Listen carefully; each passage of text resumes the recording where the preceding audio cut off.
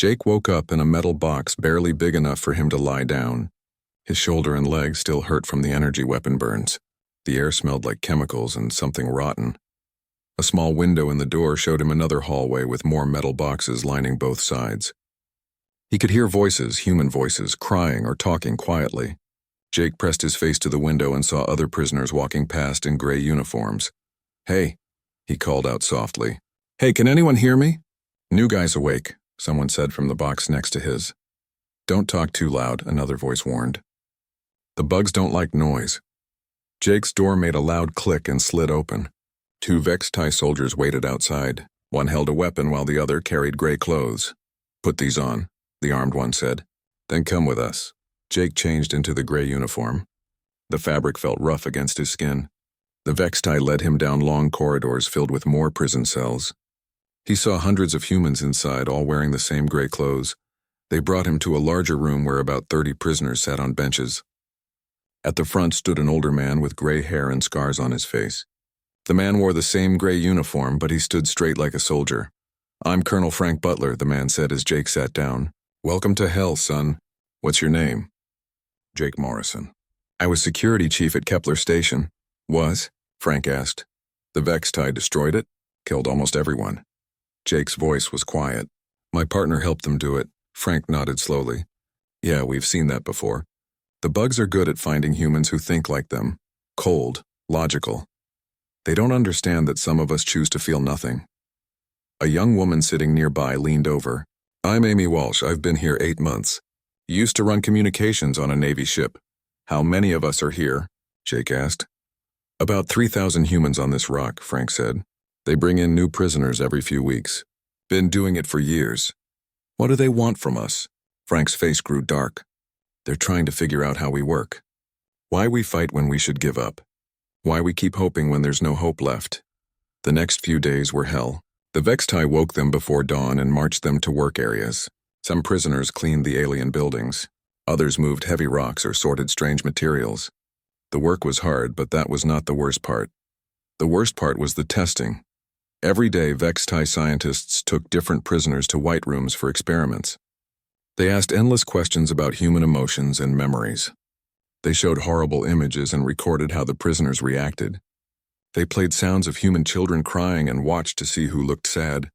"They're studying us like bugs under a microscope," Amy told Jake one night, "trying to understand how our minds work." Jake's turn came on his 5th day. 2 guards brought him to a white room where a tall Vex-Tie waited. This one looked different from the soldiers. Its shell was darker and strange symbols covered its head. "I am Vexnal," it said. "I study human emotional responses. You will answer my questions." "Go to hell," Jake replied. Vexnal's head tilted to one side. "Interesting. Defiance despite obvious futility. Tell me about the female who betrayed you." Jake said nothing. "Lisa Hart," Vexnal continued. "You planned to mate with her. When she chose logic over emotion, you felt pain. Describe this pain." "I'm not telling you anything." Vexnal pressed a button. Images appeared on the walls around Jake. Pictures of Lisa. Lisa smiling at him across a dinner table. Lisa sleeping next to him. Lisa working in her lab. "She was important to you," Vexnal said. "Now she serves us willingly. Does this anger you?" Jake closed his eyes, but he could not stop seeing Lisa's face when she watched their friends die. The way she had called it necessary. Anger and sadness together, Vexnal observed. "Humans call this heartbreak. We find it fascinating that emotional pain can be as strong as physical pain." The sessions continued for weeks. Vexnal showed Jake recordings from Kepler Station. Lisa talking to Vex-Tie commanders about human weaknesses. Lisa providing security codes. Lisa marking which humans would be most useful as prisoners. "She began communicating with us 6 months before your capture," Vexnal explained. "Your species' expansion concerned her. She believed we could provide better guidance." "She was wrong," Jake said through gritted teeth. "Was she? Humans destroy everything they touch. They fight wars over resources, beliefs, emotions. We bring order. Your order killed my friends. Order requires sacrifice. The few must suffer for the good of the many. Your female understood this." Jake wanted to scream, to break something, to fight. But he forced himself to stay calm. Getting angry would not help anyone. Frank had warned him about this. "The bugs want to see us break down," the colonel had said. "They think our emotions make us weak. Don't give them what they want. But staying calm was hard. Every night Jake dreamed about Kepler Station. He saw Danny Cooper begging for his life. He heard Maria Santos saying they were people, not things. He watched Lisa turn away as the energy weapons fired. The worst dreams were about Lisa herself. Jake remembered when they first met on the colony ship. She had been reading a book about alien plants, completely focused. When she looked up and smiled at him, Jake felt like the luckiest man in the universe. She seemed different the last few months, Jake told Frank one evening, more distant. Always working late. The bugs are patient, Frank replied. They spent months convincing her that humans were the problem. Made her feel smart for seeing it their way. How do you know so much about them? Frank was quiet for a long moment. I've been here 3 years, son. I've watched them break a lot of good people, turn them into empty shells who follow orders without question. But not you. Not yet, Frank said. But I'm tired, Jake, real tired. Jake looked around the room at the other prisoners. Some stared at the walls with blank eyes. Others rocked back and forth, mumbling to themselves. The Vextai experiments were working. Slowly, steadily, they were breaking human spirits. We have to get out of here, Jake said. Can't be done, Frank replied. This place is surrounded by desert for 1,000 miles. Even if we got outside, there's nowhere to go. Then we fight back somehow. Frank looked at Jake with tired eyes. Fight with what? They took everything from us. Our weapons, our ships, our hope, but Jake was not ready to give up hope, not yet. He thought about Maria Santos facing the Vextai commander with courage even as she died. About Danny Cooper still believing in human goodness until the end. They had died fighting. Jake would not let their sacrifice mean nothing. He would find a way out of this place. He would make the Vextai pay for what they had done. And somehow he would make Lisa understand that choosing logic over love had been the biggest mistake of her life. The aliens thought they were studying weakness, but they were wrong. They were creating something much more dangerous than they could imagine. Jake Morrison pushed through the metal doors of Kepler Station and knew something was wrong. The lights flickered overhead and smoke drifted down the main hallway. His boots crunched on broken glass as he moved forward, his rifle ready. Control room, this is Morrison. He spoke into his radio. Only static answered back. Jake had been gone for 3 days on a routine patrol around the asteroid belt. Kepler Station was humanity's newest research outpost, built on a dead planet at the edge of known space. 200 people lived and worked there, studying alien plants and rocks. It was supposed to be safe. The emergency lights cast red shadows on the walls. Jake stepped over a broken chair and saw dark stains on the floor. Blood. His heart beat faster as he moved deeper into the station. Lisa? He called out. Lisa, where are you? Dr. Lisa Hart was the head scientist on the station. She was also the woman Jake loved. They had been together for 3 years, ever since the colony ship brought them out here. Jake planned to ask her to marry him when his tour of duty ended. A scream echoed from somewhere ahead. Jake ran toward the sound, his rifle raised. He passed the mess hall where tables and chairs lay scattered. The kitchen door hung open, pots and pans thrown everywhere. In the medical bay, computers sparked and medical supplies covered the floor. Jake reached the main laboratory and stopped. The door was open, but he could hear voices inside. He pressed himself against the wall and listened. The data transfer is complete, someone said. It was Lisa's voice, but she sounded different. Cold. Good, replied another voice. This one was strange, clicking and buzzing like an insect. The human specimens will be useful for our research. Jake's blood turned to ice. Specimens. He crept closer to the door and looked inside. Lisa stood in the center of the lab, but she was not alone. Tall, thin creatures surrounded her. They walked on 6 legs and had hard, shiny skin like beetles. Their heads were triangular with large black eyes. Jake recognized them from the intelligence reports. Vextai. The Vextai were an alien race humanity had met 6 months ago. They seemed interested in peace and trade. Some of their diplomats had even visited Earth. But seeing them here now with his station destroyed, Jake understood they had been lying. You did well, Dr. Hart, said the largest Vextai. Gold markings covered its black shell. Your species will benefit from Vextai guidance. I had to do it, Lisa replied. Humans are too violent. We spread across space like a disease, taking what we want. The Vextai way is better, more civilized. Jake felt sick. Lisa had betrayed them all. The remaining humans? The large Vextai asked. Contained in sections C and D, Lisa said. About 40 survivors. Jake's hands shook. 40 survivors out of 200 people. The aliens had killed over half the station. Take me to them, the Vextai commander said. Jake followed them through the corridors, staying hidden. They went to Section C first. Jake watched through a window as Vextai soldiers forced human prisoners to their knees. He recognized Danny Cooper, a young researcher who had just arrived last month. Next to him knelt Maria Santos, an engineer who had worked on the station for 5 years. Please, Danny begged. We surrender. Don't hurt us, the Vextai commander made a clicking sound. Surrender is not possible. You are contaminated by human emotions. We will study you, then dispose of you. No, Maria said firmly. We are people, not things you can throw away. The commander's black eyes fixed on her. This is why your species is flawed. You believe individual lives matter more than order and logic. Jake watched in horror as the Vextai raised their weapons. Energy beams shot out and the human prisoners fell. Danny, Maria, and 15 others died in seconds. Lisa stood beside the commander and watched it all happen. She did not try to stop it. She did not even look sad. Section D next, the commander said. Jake could not let this continue. He had to save the others. He stepped into the hallway and raised his rifle. Stop right there, he shouted. The Vextai spun around. Their weapons came up, but Jake was faster.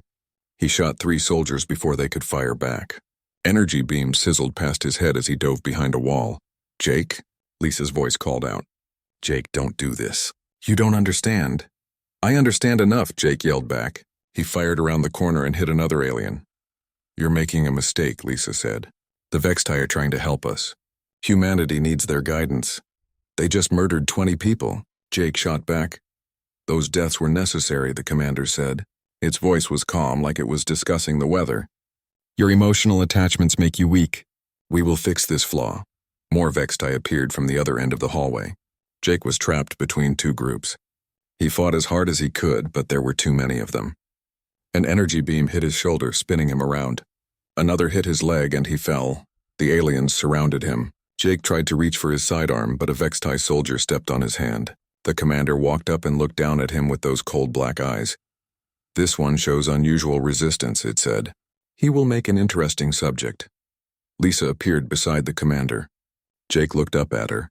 The woman he had loved for 3 years. The woman he had planned to marry, Lisa, he whispered. Why? She knelt down beside him. For a moment her face looked sad. Then it hardened again. Because humans are destroyers, Jake. We take and take until nothing is left. The Vextai showed me a better way. A universe where logic guides decisions, not emotions. You watch them murder our friends, Jake said. I watch them remove obstacles to peace, Lisa replied. Someday you'll understand that this was necessary. The Vextai lifted Jake to his feet. His wounded leg could barely hold his weight. As they dragged him away, he looked back at Lisa one more time. She was already walking away, following the commander toward Section D. Jake heard more energy weapons firing. More screams. More death. The last thing Jake saw before they dragged him onto their ship was the stars outside the station windows. The same stars he and Lisa had watched together so many nights, dreaming of their future among them. Now those dreams were dead, and Jake was alone. 8 months had passed since Jake arrived at the prison. His body had grown thinner but somehow stronger. His reflexes were faster. His mind felt sharper, like a knife that had been sharpened on stone. The changes started small. Jake noticed he could hear conversations from across the prison yard. He could smell different aliens coming down the hallway before he saw them. When Vexnal showed him those awful pictures during testing, Jake could predict which image would come next. Something's happening to you, Frank said one evening. They sat in their usual corner of the common room, talking quietly. What do you mean? Yesterday, during work detail, you moved 3 seconds before the guard shouted orders. Like you knew what he was going to say. Jake had noticed it too. The Vextai were predictable once you understood their patterns. They thought in straight lines, always choosing the most logical action. It made them easy to read. I've been watching them, Jake said, learning how they think. It's more than that. Frank leaned closer.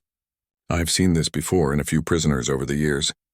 The bugs think they're breaking us down, but sometimes they do the opposite. What do you mean? Frank looked around to make sure no guards were listening.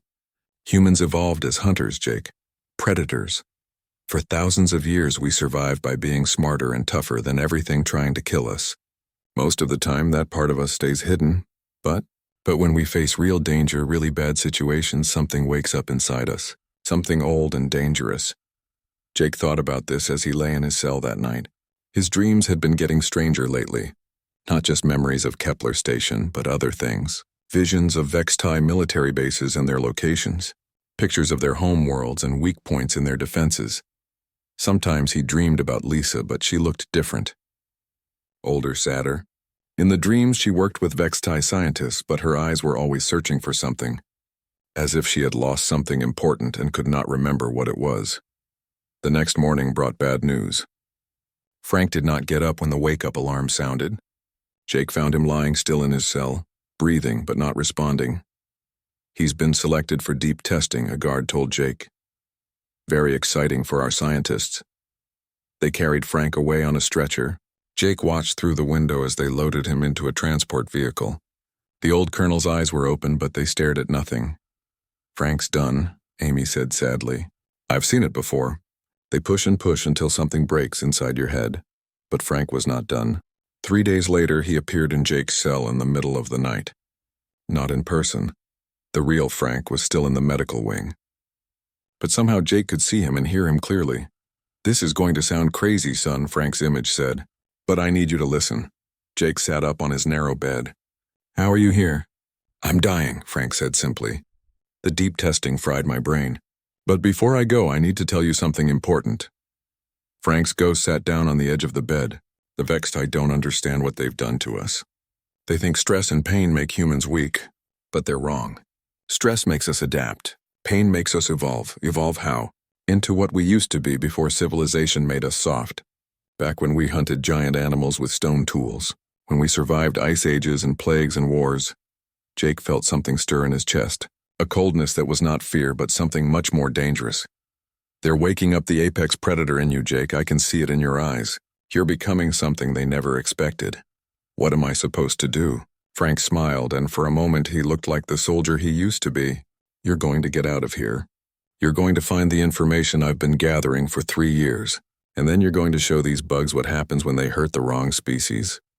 Frank's image began to fade. "There's a data chip hidden under the 3rd floor tile in cell block C, section 7.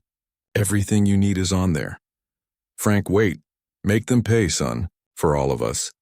Frank disappeared, leaving Jake alone in the dark.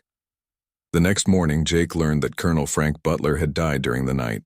His body simply stopped working, the doctor said. But Jake knew better. Frank had held on just long enough to pass on his final mission. Jake began to plan. The changes in his body and mind were getting stronger every day. He could now move silently enough to avoid detection. He could read micro-expressions on Vextai faces and predict their actions. Most importantly, he had stopped feeling fear. 2 weeks later, during the daily work period, Jake made his move. He slipped away from his work crew and made his way to cell block C. The guards were predictable. They always checked sections 1 through 5 first, then took a break before checking 6 through 10. Jake found the loose floor tile and pulled out a small data chip wrapped in plastic. Frank had been busy. The chip contained detailed maps of Vextai military installations, troop movements, and supply lines. Most importantly, it had the locations of other prison worlds holding human captives. "Getting out will be the easy part," Jake whispered to himself, remembering Frank's lessons. "It's what comes after that matters." That night, Jake put his escape plan into action. He had studied the guard rotations for months. He knew which doors were locked and which ones only appeared to be locked. He knew that the perimeter sensors had a blind spot near the waste recycling facility. Jake moved through the prison like a shadow. When he encountered guards, he struck fast and silent. The Vextai never saw him coming. Their logical minds could not predict actions driven by pure instinct. By dawn, Jake was 20 miles from the prison, traveling across the desert in a stolen Vextai vehicle. Behind him, alarms wailed and search parties scattered in all directions. But they were looking for a desperate human prisoner, not an evolved predator who could think 3 steps ahead of them. As he drove toward the nearest spaceport, Jake thought about Frank's final words. The old colonel had been right. The Vextai had tried to break them down, but they had created something much worse. They had awakened the part of humanity that had once hunted mammoths and survived ice ages. The part that had looked up at the stars and decided to conquer them. Jake looked at his reflection in the vehicle's mirror. His eyes were different now, colder, more focused. Lisa had betrayed him because she thought humans were too violent, too emotional. She was about to learn just how wrong she had been. The Vextai wanted to study human nature. Jake would give them a lesson they would never forget.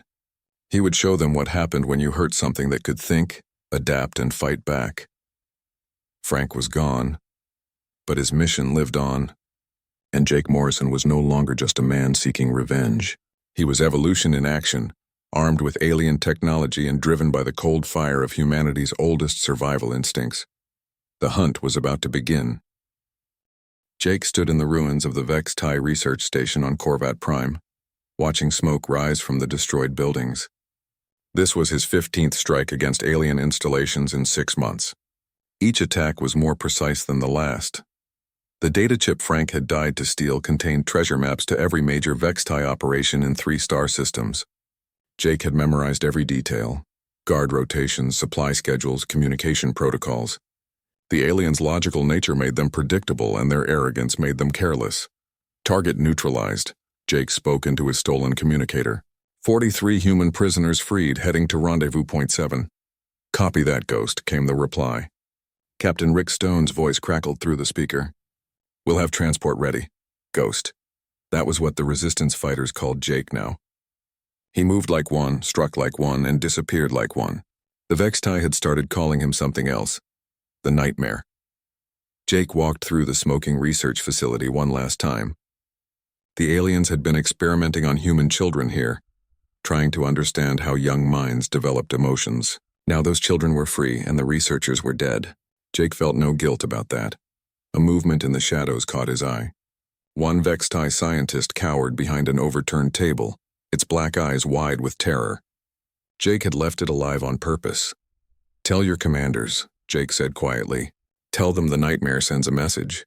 Every human you hurt, every prison you build, every experiment you run, I will make you pay twice over. The alien's mandibles clicked rapidly. You are not like other humans. Something is wrong with you. No, Jake replied. Something is finally right. He left the scientist alive to spread the word. Fear was a weapon, and Jake wielded it expertly. The Vextai leadership was starting to understand that their human problem was much bigger than they had thought. 3 days later, Jake met with Captain Stone's resistance cell on an abandoned mining station. The captain was a former Marine, tough and smart. His team consisted of 12 fighters, men and women who had lost everything to the Vextai. The intelligence you provided was perfect, Stone said as they reviewed the mission reports. We hit 6 supply depots simultaneously. The bugs are scrambling to figure out how we knew their locations. It gets easier every time, Jake admitted. I can predict their responses now. They always choose the most logical course of action, and that makes them vulnerable, added Kate Murphy, Stone's demolitions expert. Logic without imagination is just weakness. Jake studied the star maps covering the table. Red pins marked Vextai installations. Blue pins showed human colonies under threat. Yellow pins indicated prison worlds holding human captives. There were far too many yellow pins. What's our next target? Asked Tom Bradley, the team's pilot. Communications relay station on Zarian, Jake said without hesitation. It coordinates all Vextai military movements in this sector. Take it out and their response times triple. That's a heavily defended facility, Stone warned. 200 guards, orbital defense platforms, the works. Jake's eyes stayed cold and focused. I've studied their defense patterns. They have blind spots. Over the next few months, Jake's reputation grew. Vextai installations fell one after another. Prison ships carrying human captives simply vanished. Supply convoys never reached their destinations. The aliens' expansion into human space slowed to a crawl, but Jake knew the real war was being fought somewhere else. In conference rooms and laboratories where humans like Lisa worked with their captors. Where decisions were made about humanity's future. The breakthrough came when Jake intercepted a Vextai communication about a high-level meeting on their capital world, Nexus Prime. The High Command was gathering to discuss the human problem with their human advisors. Lisa would be there. It's a trap, Stone said when Jake explained his plan. They know you're listening to their communications. They want you to come. Of course it's a trap, Jake replied, but it works both ways. Jake began preparing for the most dangerous mission of his war. Nexus Prime was the heart of Vextai civilization, protected by fleets of warships and thousands of soldiers. Getting in would be nearly impossible. Getting out alive would be a miracle. But Jake was no longer the same man who had been captured at Kepler Station. The prison world had changed him into something the Vextai could not understand or predict. He moved with the patience of a hunter and the precision of a machine. He felt no fear, only purpose. "I'm going with you," Stone announced. "This is personal," Jake said. "You don't need to." "Like hell, it's just personal," Stone cut him off. "Those bugs took my daughter, made her into one of their broken dolls before they killed her. We all have scores to settle." In the end, 8 volunteers joined Jake for the Nexus Prime assault. They knew it was probably a suicide mission, but they also knew it might be their only chance to strike at the heart of the Vextai Empire. Jake spent the final night before the mission reading intelligence reports about Lisa. She had become the Vextai's most trusted human advisor, helping them understand human psychology and predict resistance movements. The woman he had once loved was now humanity's greatest traitor, but something in the reports bothered Jake. Photos of Lisa showed her looking tired, older. In several images, her eyes seemed distant, as if she was thinking about something far away. There were medical records indicating she had requested treatment for insomnia and anxiety. "Having second thoughts about your girlfriend?" Stone asked, noticing Jake's focus on Lisa's file. "She's not my girlfriend," Jake said coldly. "She's a target." But even as he said it, Jake wondered if that was completely true. The predator instincts that now guided him were focused on survival and revenge, not understanding. Those older human emotions, love, forgiveness, hope, had been burned away by months of pain and rage. Still, something deep inside him remembered the woman Lisa used to be. The scientist who stayed up late studying alien plant samples because she found them beautiful. The woman who worried about humanity's impact on new worlds and wanted to do better. Maybe she really believed the Vextai offered a better path. Maybe she thought betraying her own kind was the lesser evil. Or maybe she was just afraid and chose the side that seemed stronger. Jake crushed those thoughts before they could weaken him. Lisa had made her choice when she watched their friends die. When she helped plan the destruction of Kepler Station. When she gave the aliens everything they needed to hunt down and capture more humans. Tomorrow, Jake would face her one final time. Not as the man who had loved her, but as the weapon she had helped create. She wanted humanity to be more civilized, more logical, more like the Vextai. Instead, she had awakened something much older and more dangerous, something that had been sleeping in human DNA since the first caveman picked up a sharp stick to defend his tribe. Jake Morrison was going home to Nexus Prime, and he was bringing humanity's oldest gift to their enemies, the promise that those who hurt the pack would face the wrath of the pack. Leader, the hunt was almost over. Soon it would be time for the kill. The spire of the Vextai High Command rose like a black needle into the purple sky of Nexus Prime. Jake crouched on a rooftop 3 kilometers away, watching through enhanced binoculars as ships landed at the building's base. The most important aliens in their empire were gathering inside, along with their human allies. "Charges are set," Stone reported through Jake's earpiece. "We'll start the diversions in 10 minutes. Jake checked his weapons one final time. A Vextai plasma rifle. Stolen knives and explosives he had learned to make from resistance fighters.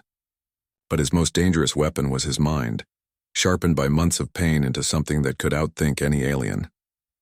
"Remember," Jake said to his team, "your job is to create chaos and get out alive. This is not a suicide mission." "What about you?" asked Kate Murphy. Jake was quiet for a moment. "I have different objectives." Explosions bloomed across the city as Stone's teams hit power stations and communication hubs. Alarms wailed and Vextai emergency forces rushed toward the diversions. Jake waited until the streets around the command spire were nearly empty, then made his move. The building's security was impressive. Energy shields, automated weapons, and hundreds of guards. But Jake had studied Vextai psychology for months. They built defenses to stop armies, not individuals. They could not imagine someone being crazy enough to assault their most important building alone. Jake moved through their security like water flowing around rocks. When guards appeared, he struck from shadows before they could raise an alarm. When sensors detected movement, he was already past them, The predator instincts that had awakened in prison guided every step. The command center was on the top floor, behind doors that would stop an assault team. Jake bypassed them by climbing the outside of the building, using maintenance shafts and window ledges. His enhanced reflexes and strength made the impossible climb look easy.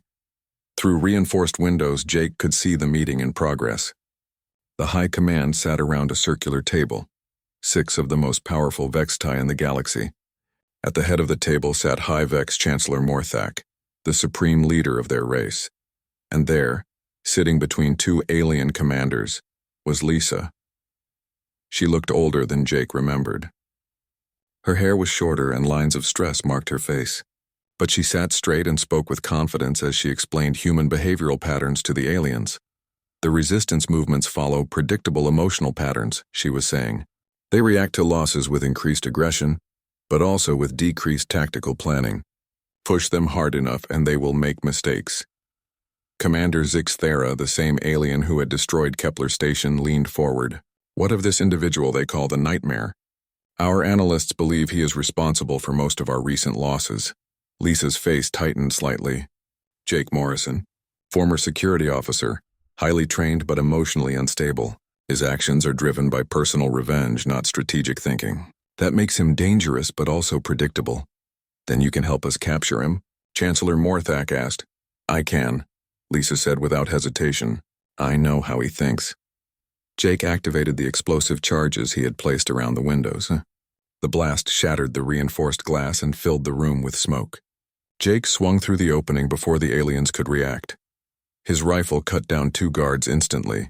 A third tried to draw his weapon, but Jake was already behind him, blade sliding between armor plates. The room erupted into chaos as more guards poured in from the hallways, but Jake moved like he belonged in the chaos. Every motion was efficient, deadly.